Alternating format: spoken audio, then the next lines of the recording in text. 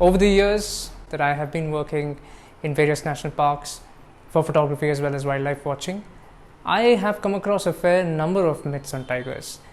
And so here is the countdown of the biggest myths on tigers.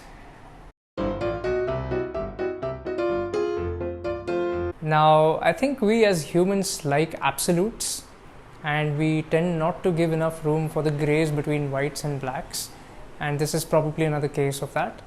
For quite some time it's been believed that lions are the only social cats, at least among the big cats, and no other cat is social at all, which I think is incorrect, because especially in the last decade or so we have come across increasing evidence of surprisingly social behaviors by tigers and a few other big cats as well. Just as a quick example, I myself have seen on many occasions male tigers spending significant amounts of time with their females, even when they are not mating. And in fact, there are a couple of cases of exceptional tigresses in Bandhavgarh where this association, this staying together without mating, has actually extended over a period of several months.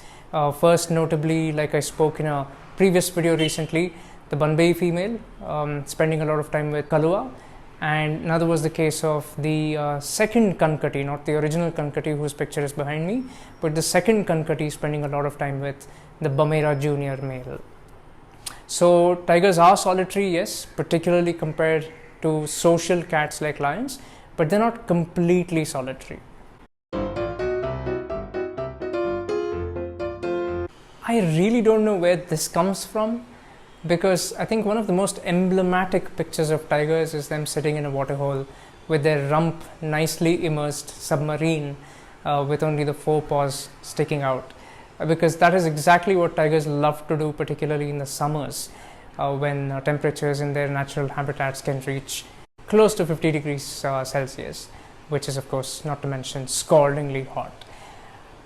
Perhaps this myth comes from the fact that there are other cats which seem to show greater intolerance for water, such as leopards, maybe even lions, who absolutely hate it when they have to cross a marsh, for instance, in a place like the Mara or Dutu, or of course the habitat where water is a part of their world, like the Okavango Delta in Botswana.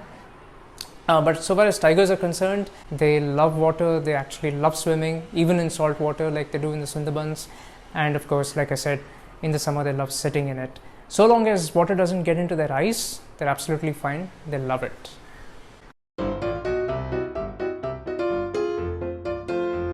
Yes, like most big cats, tigers are exceptionally active at night. They're nocturnal creatures, or at best crepuscular, meaning that they're active in the dawn and dusk hours of the day. But it would be wrong to say that they are immobile for the rest of the day. That is simply not true. And if there's one fact above all other facts, it is that you cannot impose any sort of generalization on any animal, let alone a tiger. Like all cats, tigers have a mind of their own, and they will simply do what they please. So if a tiger has to move at any time of the day, it won't sit back and think that, well, look at its watch and say, it's not yet time for my usual stroll, so let me just hang around here and wait. Or look at the sky and say, is it sunny, is it cloudy, should I carry an umbrella? They don't have any such problems. They just get up and walk. This has to be a product of the imagination of a certain Hitchcock among humans, certainly. I mean, with no disrespect to Hitchcock, he was a fantastic filmmaker and storyteller. The tigers eat their own children. Wow. Perhaps that is why there aren't many tigers left and their numbers are dwindling. So I'd like to set the record straight.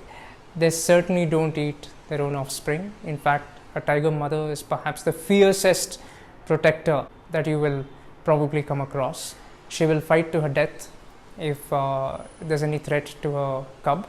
Perhaps the origin of this myth lies in the fact that male tigers tend to kill the offspring of other males, especially when there's a takeover of a territory and they're replacing an incumbent male. A new male is taking over. He naturally kills the cubs, young cubs particularly, of the present female in that area, because he wants to pass on his genes. But trust me, that is not an attempt to devour the cub for breakfast. Suppose you have the sign of a tiger and you're going towards it, and then when you get there, the tiger is not there. One of the commonest reasons given is that the tiger smelled you from far away. Completely understandable, because a lot of animals have an extraordinary sense of smell, such as elephants, polar bears, of course. But tigers are not one of them. Their sense of smell is very different. Their sense of smell works brilliantly at short range, but it's certainly not strong enough to smell you from miles away as you coast along in your vehicle.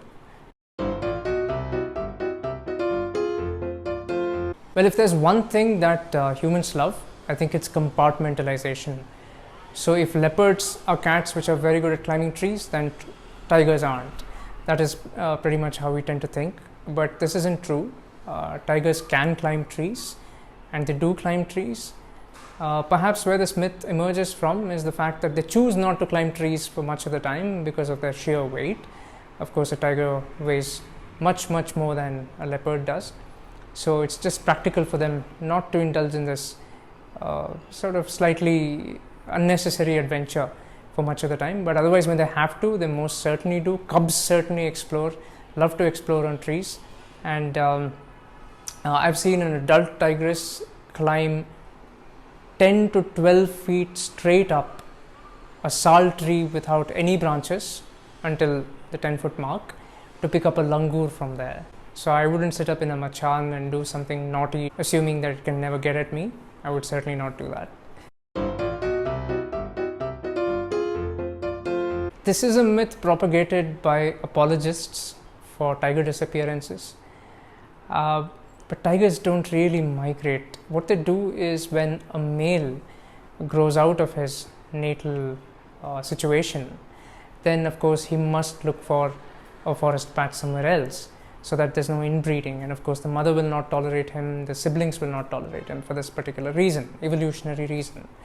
So a tiger must move out of his immediate area and look for a place to establish himself somewhere else, and that is the extent to which they migrate. Of course, because these are extraordinary times and corridors are lost, there are no connected forests, or at least not as many connected forests as there were 100 years ago. Tigers end up in far away places, but that's not really migration as such, the way the wildebeests migrate or birds migrate, for example. Females tend not to even do that. They tend to settle down very close to their natal range, which is why a female's territory is not called a territory, it's called a home range.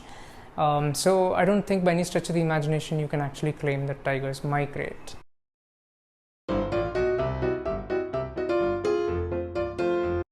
This is a very deep-rooted belief among people who have any sort of opinion on tigers, that they have a specific mating season and it's in the winter. Well, I can appreciate this theory, but I think it is just a theory nevertheless, because I have seen tigers mating pretty much throughout the year, and January doesn't see a sudden spike in the number of couplings that we get to see or know of. Perhaps this myth comes from the fact that birds and certain mammals have mating seasons. Most notably deer, for example, they have a rutting season, and even that varies from species to species. Tigers do not wait until January if they have to get on with it. This is a big one. I mean, this is something that you get especially from your relatives and very concerned friends when you first tell them that you're into wildlife photography.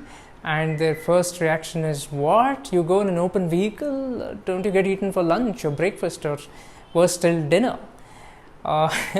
So this is quite understandable, because tigers are big apex predators. They have very sharp claws, very big teeth, extremely powerful muscles, and a hell of a lot of weight. But none of them has been intended for use against humans, I assure you. All of that is meant to catch their prey, which does not constitute humans at all. And particularly when you're in a tourist vehicle, tigers just ignore you completely, or at worst, they are scared of you. So they run away in the opposite direction when they see a vehicle approaching. Of course, it's a completely different ball game if you're on foot. Now that changes things completely, which is exactly why you're not allowed to be on foot in all tiger reserves and national parks, because that is when tigers do perceive you as a threat. or as a rival, especially if they are mating or feeding. You certainly have absolutely no business going anywhere close to them. So most accidents that happen or fatalities that occur from tigers is due to people venturing too close to them by accident. But as long as you're in a vehicle, no, you're not about to get eaten by a tiger. That is all, mercifully, the myths that I have heard on tigers. If you've got some gold nuggets, please pass them on in the way of comments. And if they're sizable enough, I might even make another video on them. Thank you very much for watching. Stick to facts.